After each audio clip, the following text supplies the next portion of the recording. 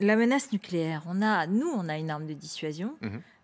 En tout cas, si sous-marins d'attaque, par exemple, bien sûr. Mais Alors, sur ce point, pardon, nous avons 4 sous-marins nucléaires lanceurs d'engins. Les sous-marins nucléaires d'attaque sont à propulsion nucléaire, mais ne sont pas dotés de l'arme d'accord. atomique.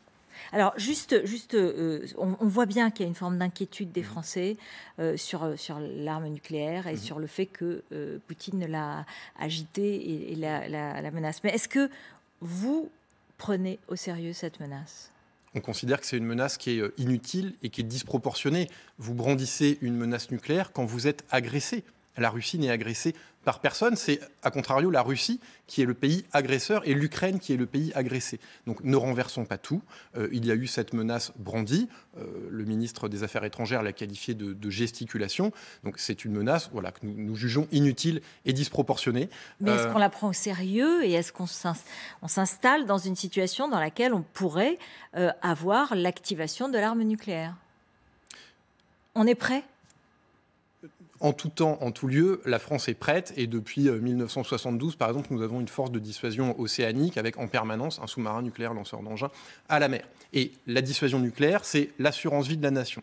C'est adresser le message que si nous étions agressés, eh bien nous serions capables d'infliger des dommages tellement massifs que ça dissuade un pays agresseur de s'en prendre aux intérêts vitaux de la France. C'est ça le concept de dissuasion. Là, on ne parle pas du tout de ça. On parle d'une menace qui a été brandie par le président russe, dont le pays n'est agressé absolument par personne et qui est donc inopérante et qui n'a pas de sens dans le contexte dans lequel on s'inscrit. On a vu que cette crise, elle mettait en avant les questions de souveraineté, Mmh. et notamment militaire. Mmh. Alors, il y a une loi de programmation militaire votée en 2018 avec une hausse annuelle d'1,7 milliard d'euros consacrée aux armées. Mais on entend dans la campagne présidentielle des candidats qui disent il faut rajouter, il faut aller beaucoup plus loin. Mmh. Est-ce que cette crise, elle nous met en face de cette réalité? Ce qu'on constate, c'est que le monde est de plus en plus dangereux, c'est que le monde réarme et qu'il est de bonne loi d'avoir un outil de défense qui soit crédible. On n'a pas attendu la crise ukrainienne et finalement ce qui s'apparente à un conflit de haute intensité pour décider, dès 2017, avec une revue stratégique qui a fait le panorama de toutes les menaces auxquelles la France pouvait être confrontée, et avec derrière, vous l'avez mentionné, une loi de programmation militaire et des moyens financiers qui augmentent très significativement, 32 milliards pour le budget de la défense en 2017 et quasiment 41 milliards en 2022. Oui, mais il y a des candidats qui parlent de 70 milliards. Oui, alors après, on peut articuler des chiffres. Ensuite, il faut mettre une réalité physique en face de ça, c'est-à-dire en face de dizaines de milliards d'euros. Il faut vérifier que notre base industrielle, elle est capable de fabriquer X sous-marins ou Y avions de chasse en plus. Ça peut être un objectif louable. Il faut voir d'une part s'il est crédible et d'autre part, il me semble, c'est pas mon rôle de le dire, Non, mais bien qu'il y a sûr. un équilibre financier au sein de l'État avec d'autres politiques publiques qui sont aussi éligibles à de l'argent. Donc il y a eu un engagement du président de la République extrêmement clair avec un objectif vers 2% du PIB en 2025. Jusqu'alors, la loi de programmation militaire a été tenue à l'euro près, ce qui est du jamais vu.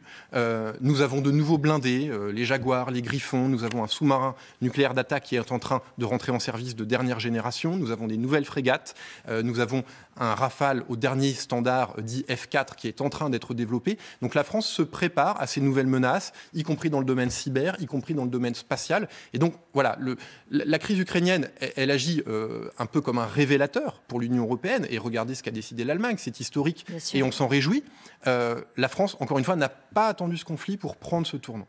Juste un mot sur les attaques cyber. Est-ce qu'on a observé une accentuation de ces attaques ou est-ce qu'on est en alerte et on a le sentiment que c'est aussi un espace évidemment très vulnérable, mais est-ce qu'on sent que la guerre se propage aussi sur cet espace aujourd'hui? En Ukraine, avant les frappes en tant que telles et avant l'invasion, il y a eu des cyberattaques massives. Pour ce qui concerne la France, on a constaté une augmentation du nombre de cyberattaques, mais avec une intensité qui reste modérée.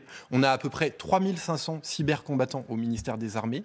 On y consacre 1,6 milliard d'euros dans le cadre de la loi de programmation militaire. On s'est doté d'un commandement cyber en 2017. Donc on est paré à répondre à des attaques cyber. On se prépare tous les jours pour ça.